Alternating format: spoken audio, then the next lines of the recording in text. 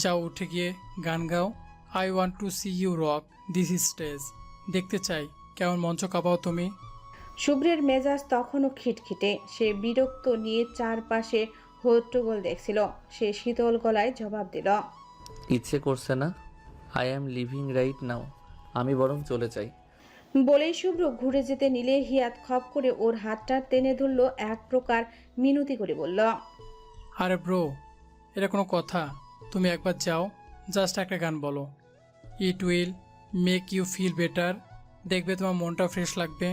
হিয়াত এবার আর কোনো কথা না শুনে শুভ্রকে প্রায় ধাক্কা দিয়ে স্টেজের উপর উঠিয়ে দিল।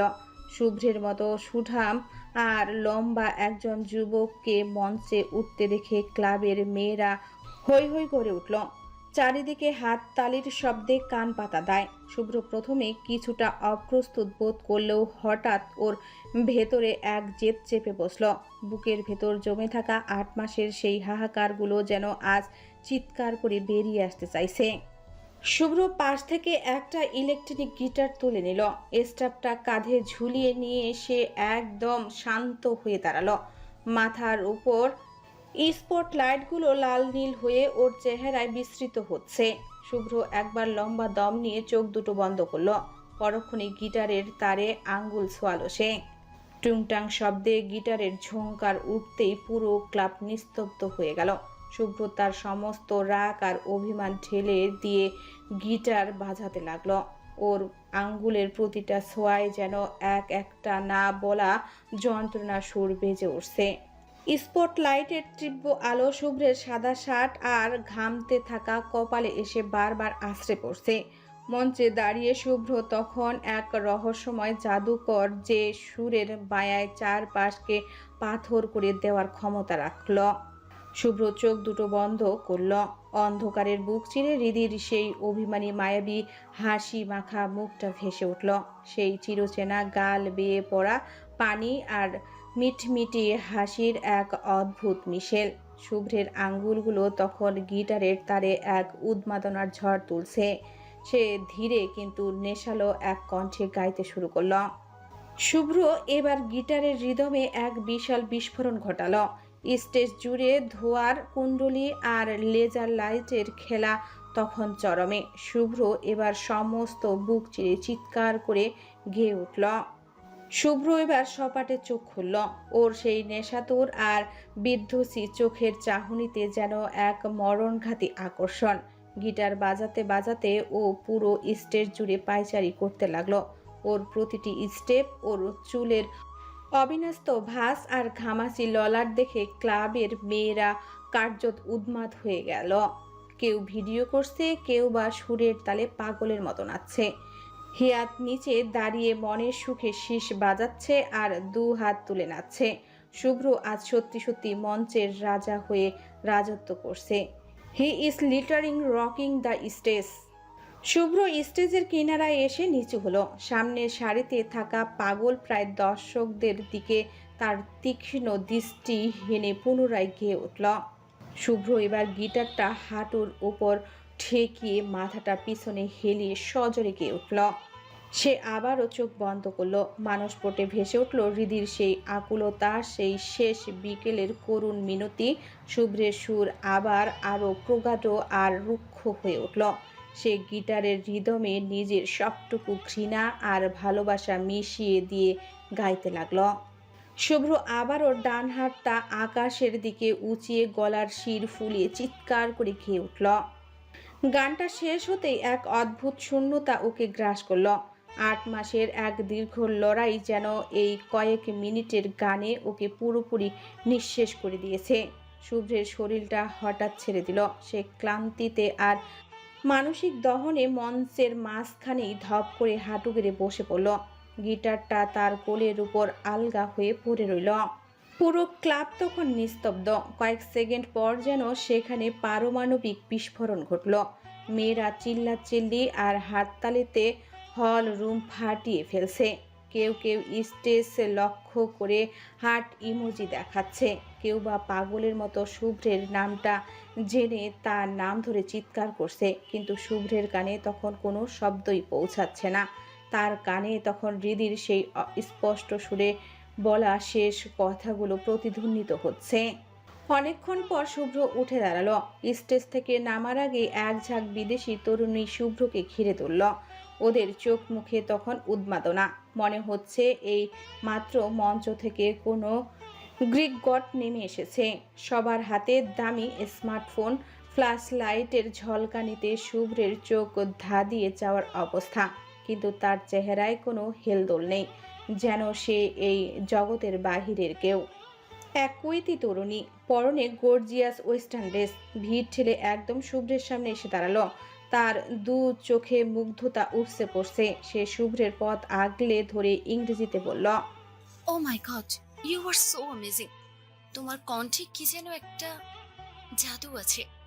আমরা কি একটা সেলফি তুলতে পারি? শুভ্র কোনো উত্তর দিল না, পাথরের মতো স্থির হয়ে দাঁড়িয়ে রইল। তার এই নিশ্চুপ থাকাটা যেন মেয়েদের আরো বেশি পাগল করে তুলল। পাশ থেকে আরেকজন আমেরিকান তরুণী তার হাত ছুঁতে গিয়ে চিৎকার করে উঠল, whoa love, you are just rock the stage. তোমার গিটার বাজানো দেখে আমি জাস্ট স্পিচলেস। প্লিজ আমার সাথে একটা ছবি তোলো। শুভ্র এক পলক মেয়েটার দিকে তাকালো। সেই চাহনিতে কোনো আবেগ নেই, কোনো ভালোবাসা নেই। সে যেন এক জীবন্ত বরফের টুকরো।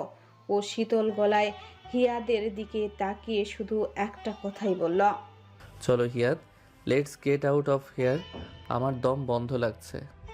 হিয়াদ ততক্ষণে মেয়েদের ভিড় সামলাতে ব্যস্ত। সে হাসি মুখে মেয়েদের সামলাতে সামলাতে শুভ্রকে ইশারা করল, কিন্তু মেয়েরা তো নাসর বান্দা। এবার এক অ্যারাবিক তরুণী শুভ্রের একদম কাছাকাছি এসে দাঁড়ালো। তার গা থেকে আসা দামি পারফিউমের কড়া ঘ্রাণ শুভ্রের নাকে আছড়ে পড়ল। মেয়েটি আলতো করে শুভ্রের কাঁধে হাত রেখে ফোনের ক্যামেরাটা অন করল। Just one picture.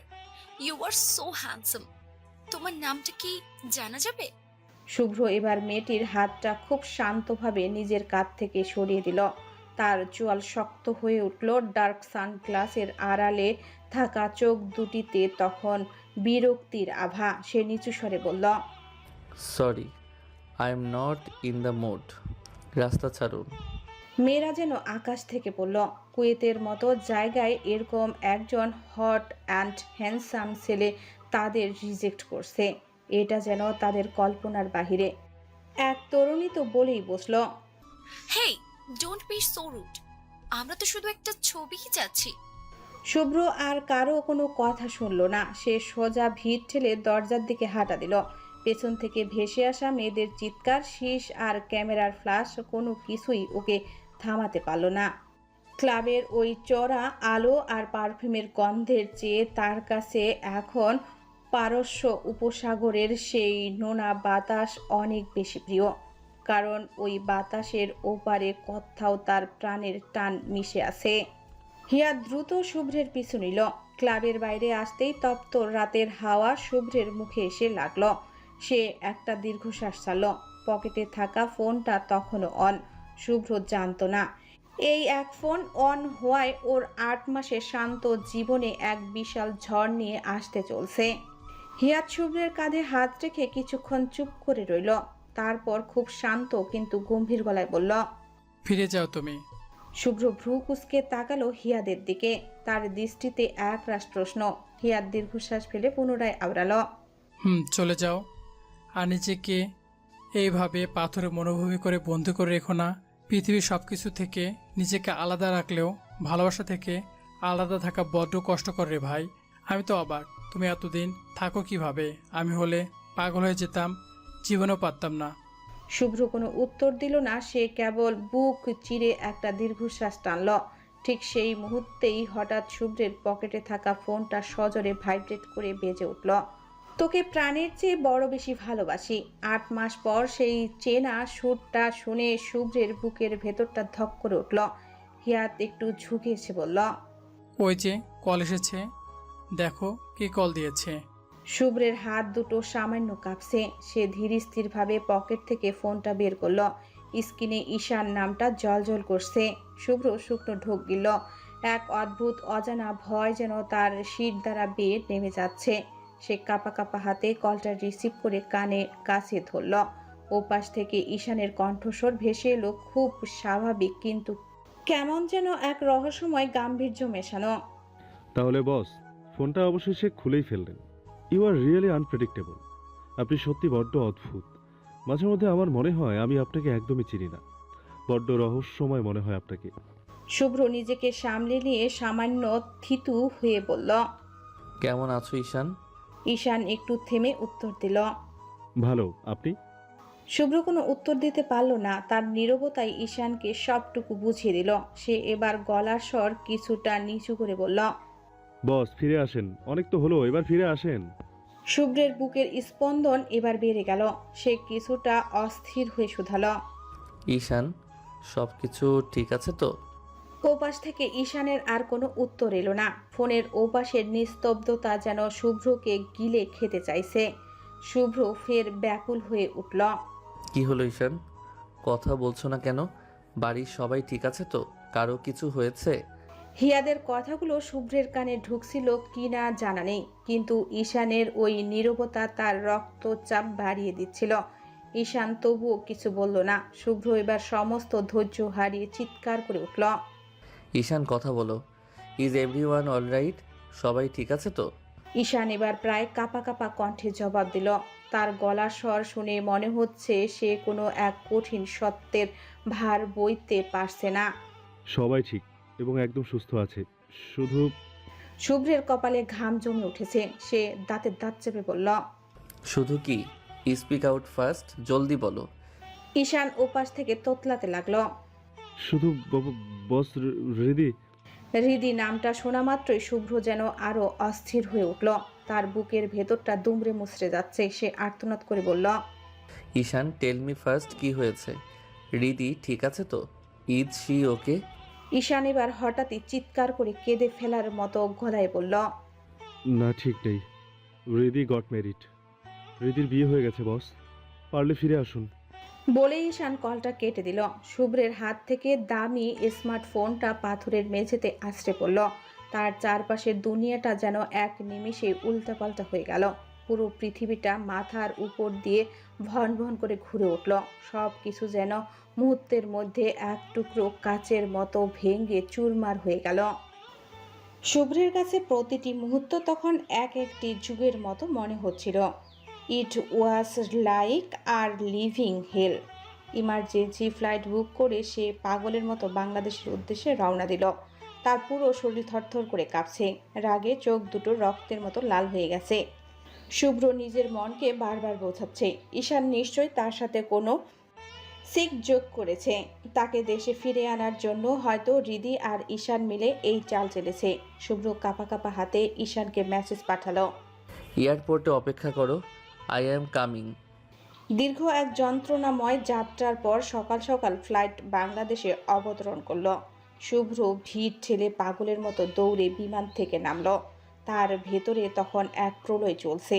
এয়ারপোর্ট থেকে বের হতেই সে দেখল ঈশান গাড়ি নিয়ে বাহিরে দাঁড়িয়ে আছে। শুভ্র এগিয়ে গিয়ে ঈশান কিছু বুঝে ওঠার আগেই তার শার্টের গলা শক্ত করে চেপে ধরল। দাঁতে দাঁত চেপে গর্জে উঠল শুভ্র। তোমার সাহস কি করে হয় রিদিকে নিয়ে এই কথা বলার? হাউ ডেয়ার ইউ ঈশান? ঈশান কোনো প্রতিবাদ করল না, শুধু এক চিলতে স্লান হাসল। সেই হাসিতে কোনো আনন্দ ছিল না, ছিল এক রাশ বিষাদ। ঈশানের ওই নির্লজ্জ হাসি দেখে শুভ্রের শরীরের রক্ত যেন টকবক করে ফুটে উঠল। সে হিতাহিত জ্ঞান হারিয়ে পকেট থেকে রিভলভার বের করে ঈশানের কপালে ঠেকিয়ে ধরল, চিৎকার করে বলল। আমি তোকে শ্রদ্ধা করি, ভাই হিসেবে আপন ভাবি, তাই বলে আমার দুর্বলতা নিয়ে তুই মজা করলে তোকে আমি ছেড়ে দেব না। Don't you dare to play with my emotions. Ishan একটুকু ভয় পেল না। তার চোখ মুখে এক অদ্ভুত স্পৃহতা। সে শান্ত গলায় বলল। রাগ কন্ট্রোল করুন বস। দিস অ্যাঙ্গার ইজ ইউজলেস নাও। এই রাগ দিয়ে এখন কিছুই হবে না। যখন দরকার ছিল তখন আপনি পাশে ছিলেন না। আপনি সত্যি অদ্ভুত বস। শুভ্র নিজের উপর নিয়ন্ত্রণ হারিয়ে ফেলল। এয়ারপোর্টের শত শত মানুষের সামনে সে রিভলভার উঁচিয়ে উপরের দিকে গুলি ছুড়ল। ঠাস বিকট একটা শব্দে পুরো এলাকা কম্পিত হলো। মানুষজন ভয়ে থমকে দাঁড়ালো। চারিদিকে আতঙ্ক ছড়িয়ে পড়ল। শুভ্র ঈশানের দিকে তাকিয়ে আর্তনাদের মতো ডুকরে উঠল। This fucking you Ishan. Stop this nonsense right now. মজা বন্ধ না করলে আমি কিন্তু তোকে সত্যি সত্যি খুন করে ফেলবো। ঈশান এবার নিজেকে সামলাতে পারল না।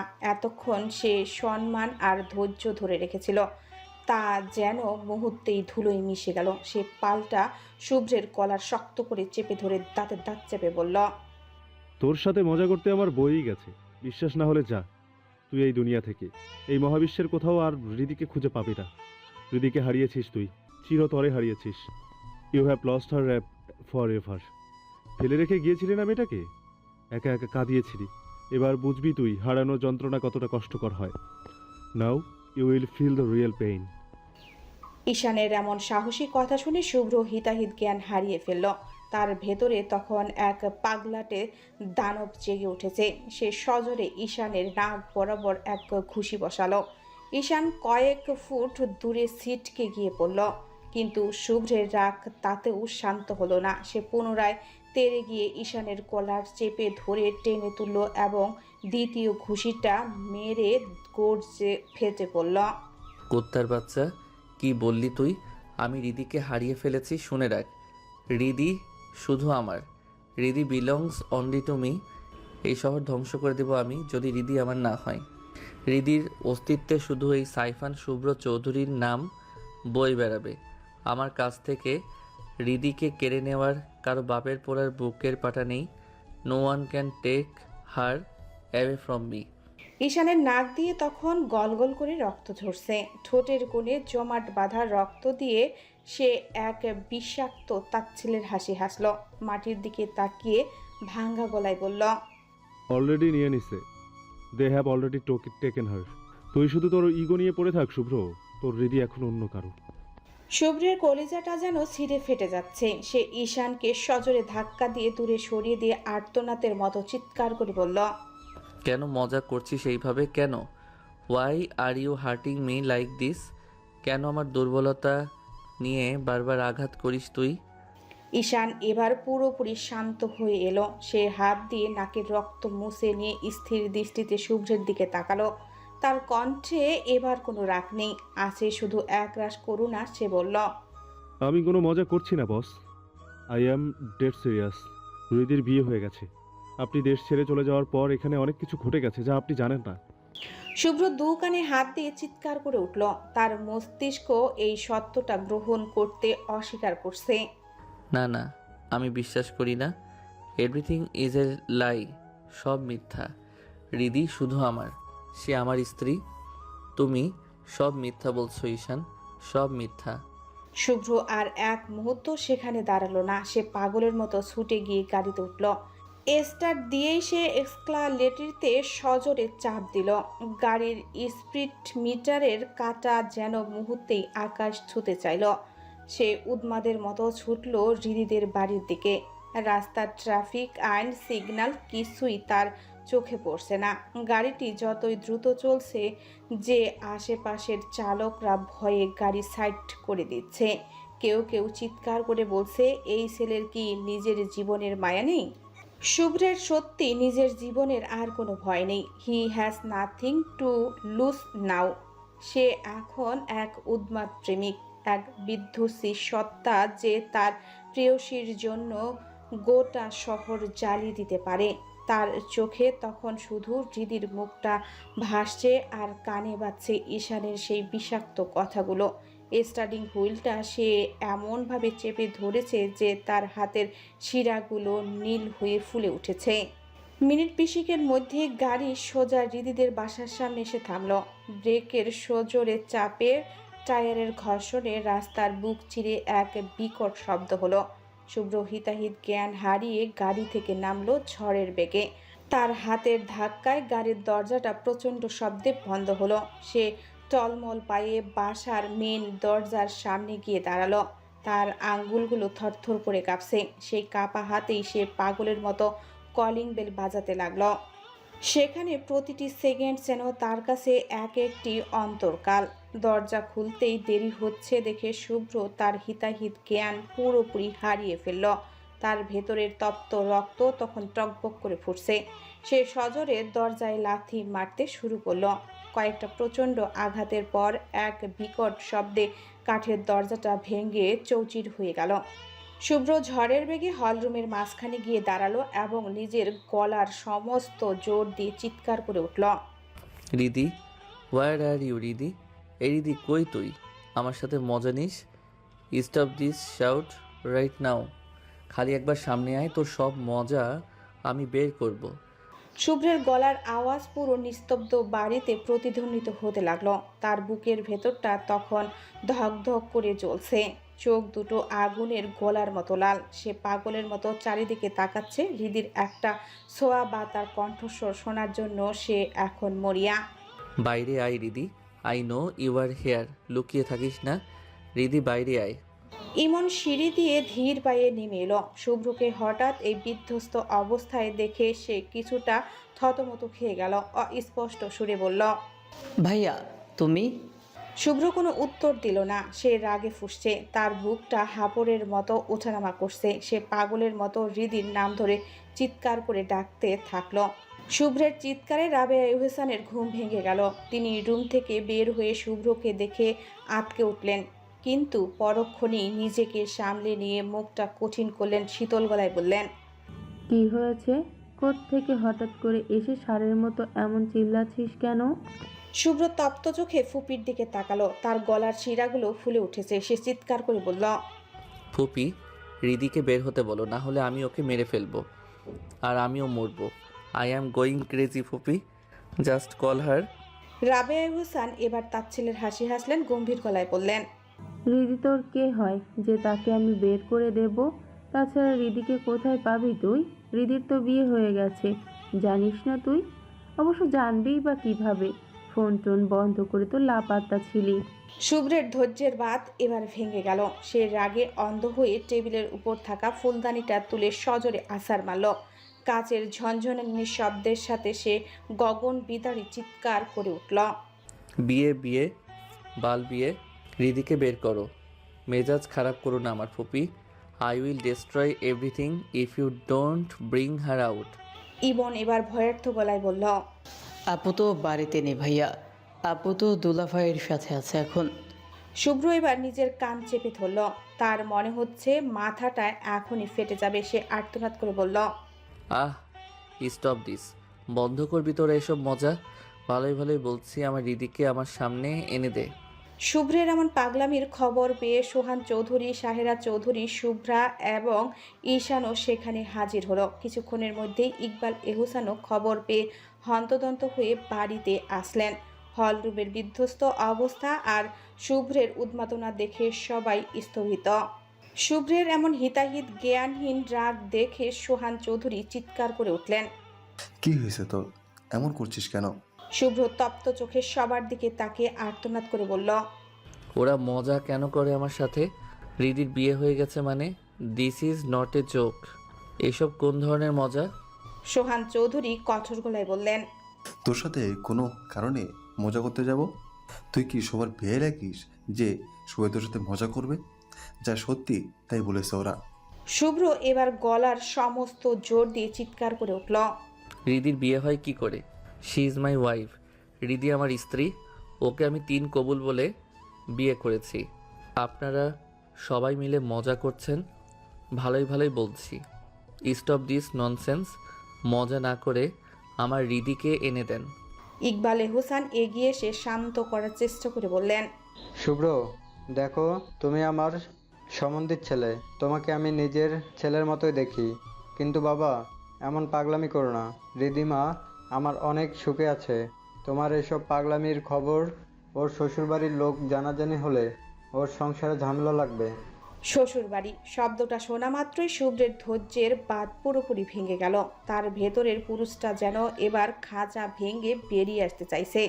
হল রুমে সাজানো যা দামি জিনিসপত্র ছিল সব কিছু ভাঙতে ভাঙতে সে উন্মাদের মতো চিৎকার করে বলল, আল্লাহর ওয়াস্তে আমার রিদিকে এনে দেন।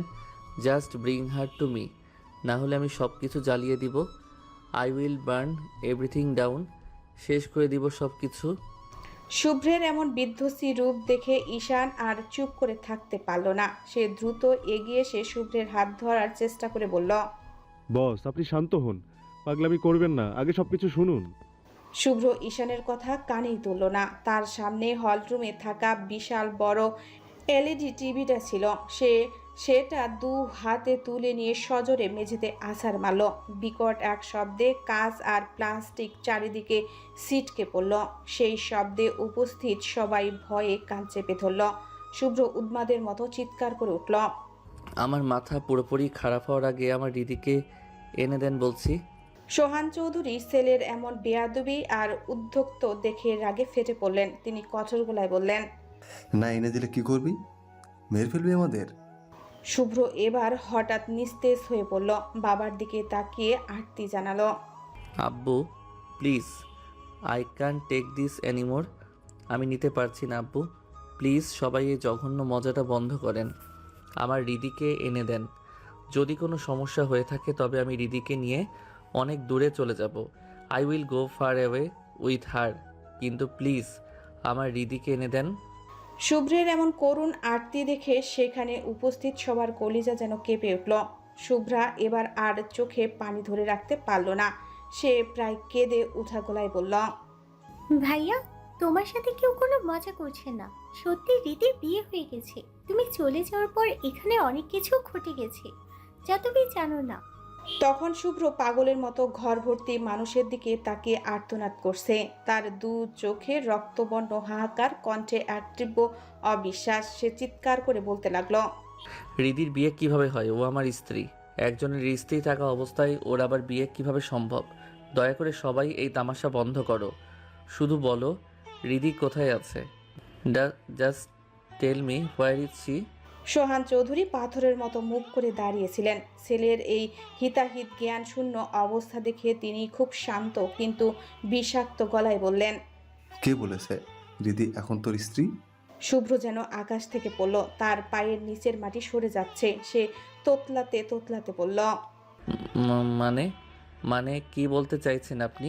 সোহান চৌধুরীর ঠোঁটের কোণে এক চিলতে নিষ্ঠুর হাসি ফুটিয়ে বললেন, মানে এটাই, দিদি তোর স্ত্রী ছিল কিন্তু এখনো অন্যজনে।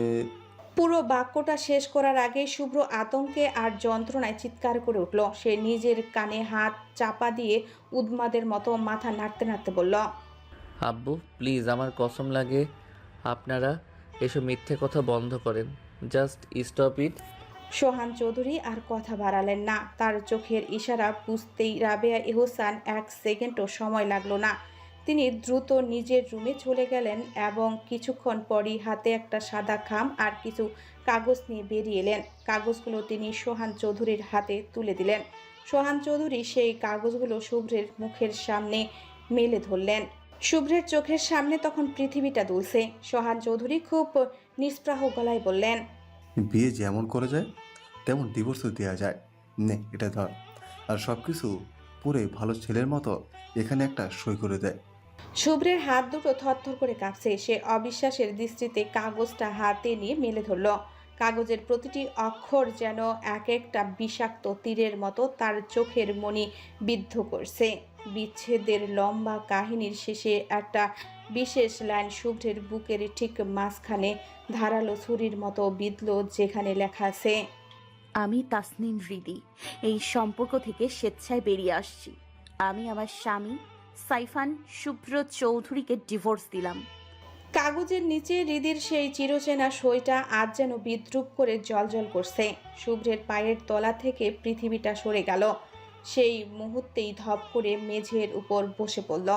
তার মাথাটা কাজ করছে না। অস্পষ্ট সুরে সে বিড়বিড় করে বলতে লাগলো, না না, মিথ্যা, সব মিথ্যা। রিদি আমাকে ভালোবাসে। ও আমাকে ডিভোর্স দিতে পারে না। এই সইটা ওর হতে পারে না। এই কাগজ মিথ্যা।